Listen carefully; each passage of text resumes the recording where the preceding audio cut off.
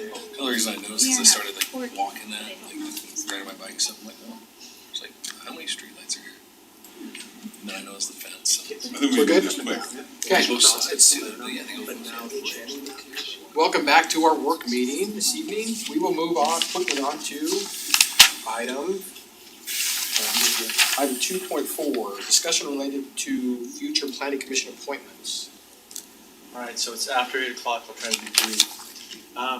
So we have one vacancy on our planning commission for an alternate position. And so we are just, coming to the council for direction on how to appoint that seat.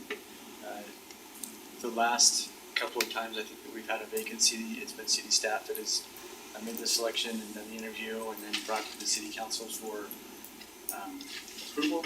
But I know that process has changed over time, so with the recent vacancy, we have a bunch of applicants that we've included in the report. Good applicants too, I was impressed. So we just wanna get direction from the council on how to make this appointment. I personally think council should be involved, at least a couple of us in the interviewing process. So would you like the city staff to make selections on who we feel would be a good fit, or? Can I make a suggestion that if there's gonna be an interview process, that city staff to go through a process of elimination to narrow it down? And then if there's Bring the maybe finalists. 2 or 3, we can talk to them. Sure. What do you wanna go with? How many, what's a good number to get it down to?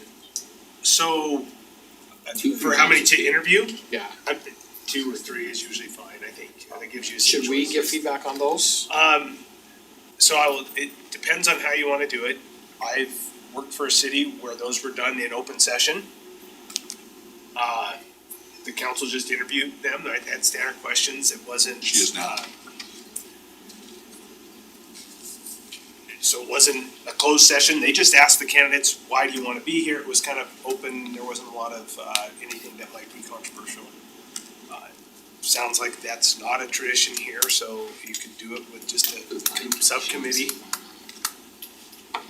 Well, I know in the past, like the mayor was always involved, a couple mayors ago. But, It kind of depends on what you think, you appoint them, they represent the council. Right. And then they're So I think we making should be recommendations to involved. you. Best practice is what you've seen work best. So one, they interviewed them, another, based on the charter, the mayor appointed, the council had to provide advice and consent, or they agreed. That got interesting a couple times.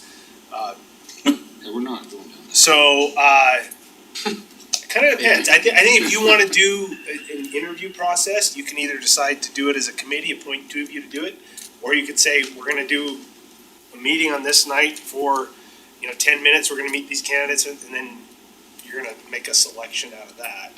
I mean, I have participated in both processes, they both work, they both have some warts to them. Right.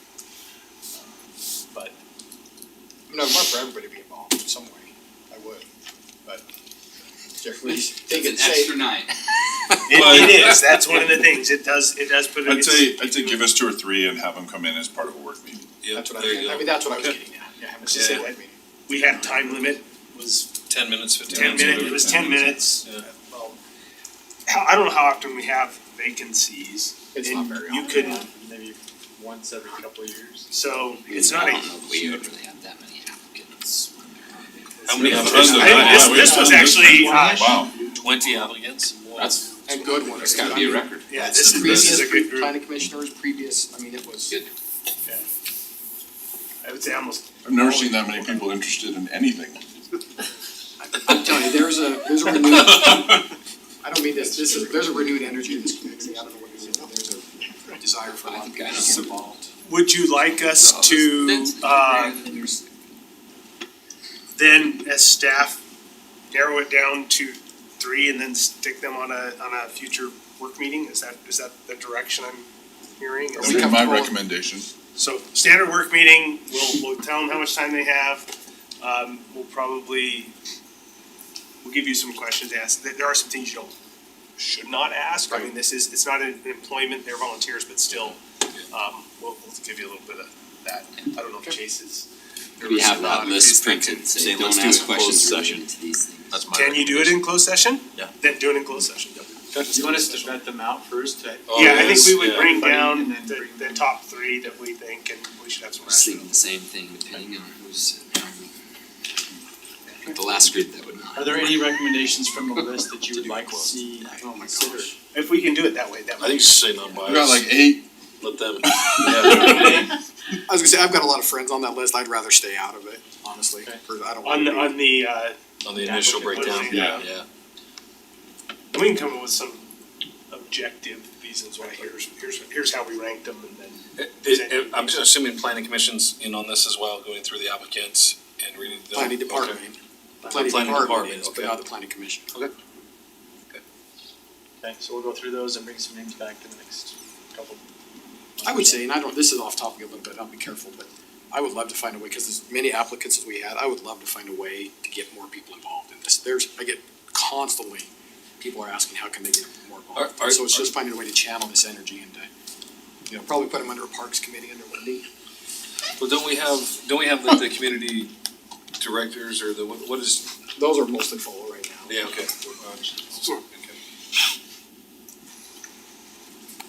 I heard Wendy's eyeballs roll back in her head. It's a hard hold.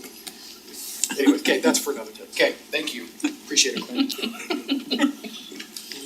Item 2.5, Told you they made it. Look again. discussion, this is a request by Herman City on Title 10. Let's see, clicker.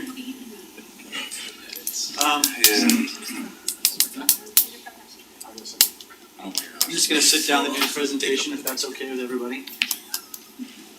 So this is a rehash of our manufacturing zone conversation that we started about a year ago. Holy smokes. So we are now bringing it back. So the last time this came to the council, there was some discussion about appropriate uses and appropriate zones. What kind of initiated the ordinance was making sure that we're not putting conflicting uses in a manufacturing zone. So in the M1 zone, I think you're allowed to have bars and taverns, and then we also allow like a gymnastics type of use. So we don't want to create those conflicting uses. So we went through all the uses and kind of tightened those up, changed some of the purposes of the zone. So we have a TM zone, which is where the Bullfrog Spa is located in, and then there's an M1 zone, which is down by Rockwell Village. I think that's what it's called. Rockwell Landing, there you go. And then we're creating an M2 zone, which is a more heavy use type of manufacturing where you get, things that are maybe have more noxious smells or sounds, etc. Okay, so there's the establishment of the M2 zone. These are some of the minor changes we're making to the ordinance itself. And then, so these are some of the objectives of the general plan in creating employment centers in the M1 zone that we're looking at as well in the draft general plan. And then just making sure that we have not a conflicting uses next to each other. So as general plans change and the zoning changes, anything that's currently in place can continue under a legal non-conforming status. There may be a couple of effects on some existing businesses. In regards to SOBs, we currently do allow those in the M1 zone. The idea is that we would allow them in the M2 zone only, but because, and this is on Chase's recommendation, right? So because we don't currently have a property that's zoned as M2, we wouldn't be able to exclude them from a zone, Yet. right? So as You'd have we a get challenge there. as soon as we get a zone or an amendment for a zone change to the M2 zone, then we'll take it out of the M1 zone, kind of in concert, I guess. So this is a list of uses. The ones in yellow are specific only to that zone. And then this is a long list that you hopefully have gone through. This is just a quick comparison of zones that are only allowed in M2, only allowed in M1, and only allowed in TM. a couple of questions that I did have on this was regarding, the bar establishments and the tavern.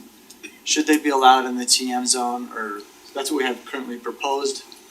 Just wanting city council feedback on that. And then personal instruction service, is that something that would be allowed in the TM zone as well?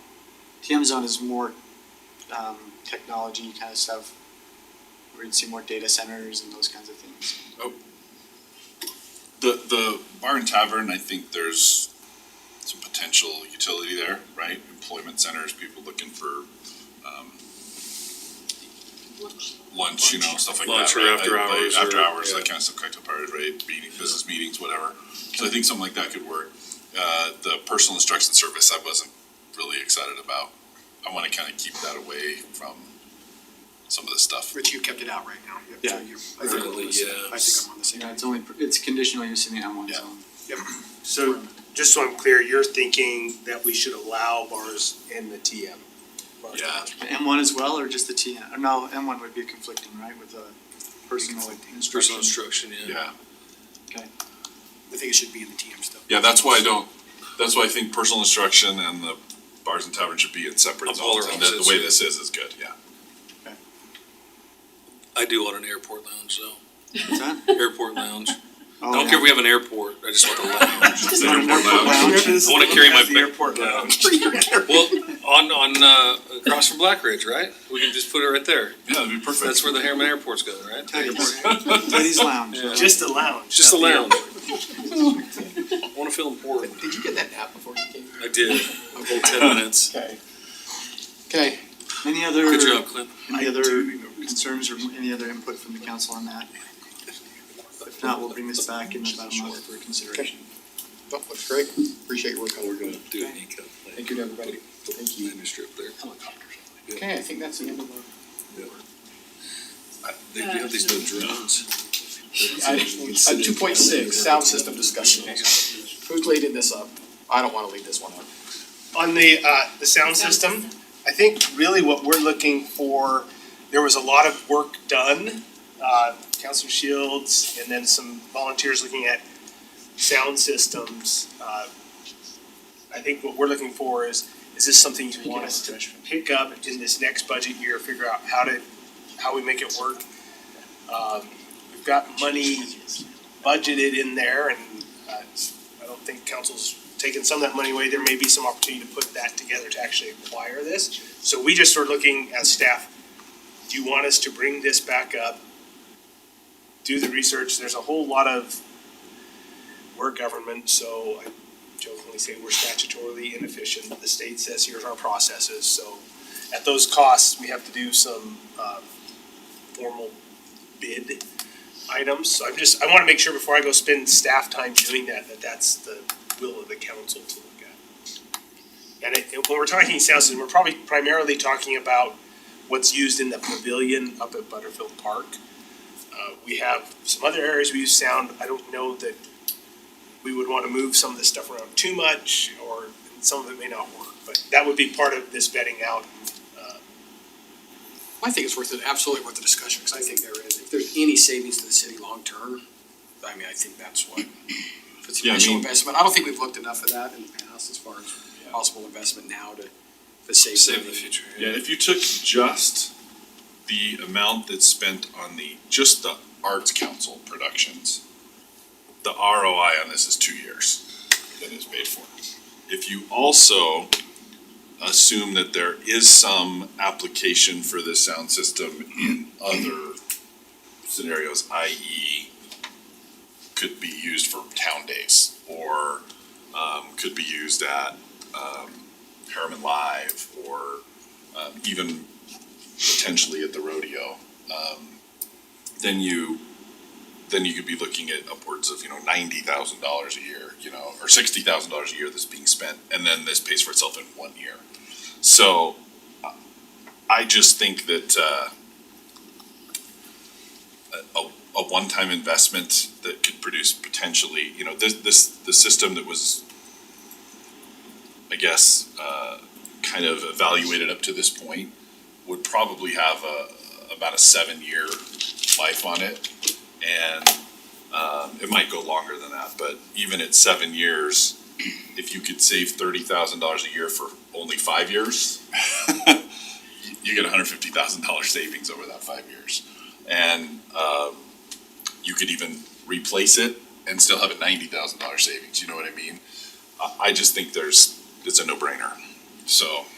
That's the thing, I think this, and that's part of the reason, you and I have talked, I think Yeah.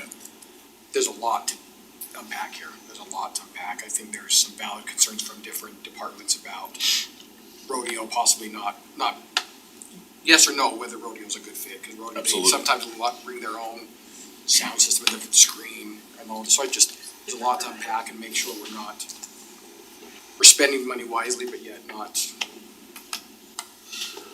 So I think there's a lot to unpack that I wanna understand completely, that a good process will help, along the process, and I completely agree with the. And that's what this allows to do, is really dig into it, so Maybe you should have got the beaver out of the wire vault and not chew through those wires, you could add your budget They're there. gremlins. Gremlins. I think it's a great thing to look at, and instead of spending continual budget money every year to purchase something that could be aesthetic thing. I also wanna hopefully make sure we're still looking at garage doors and securing that facility and locking it up for future less vandalism, and then also for security of the speaker system, and that's probably where we're gonna be storing it. So some may still be in the rafters, stuff like that. So for a lot of the more sensitive equipment, I think we would try and store it Lock and here secure in facility, okay. just because it's Climate climate controlled. controlled, Much secured. more I secure. would Yeah. hate to put really expensive electrical equipment in some of those True. unconditioned buildings. Well, I would say if we're gonna do this too, I would like to find a way to somehow multi-purpose this into some parks, at some concerts in the park out here. We've got some great Yeah, venues movies in This the would park. work. that we can Yeah. use to Yeah, to add some features that the city. The original concept was to have a system that could serve at what we would call kind of max utility, which would be all like the Arts Council Summer Musical, right? That's where you need all the sound, you need all the microphones, you need all the equipment, you need all the mixers, like everything at that point, right?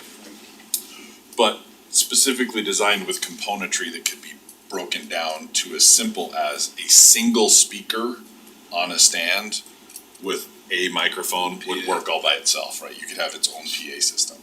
So, and then flexible, arrangements of the materials to serve, i.e. concerts at the Pavilion, Harriman Live, Harmonix Live performances and certain things, those kind of things, so. I'm supportive of a process that would really vet all that work that's been done. But I really think that even if we can't replace all the things that the event staff does with, the rodeo, the enduro, those kind of things, right? That, it still pays for itself pretty fast. The base summer show. Yeah.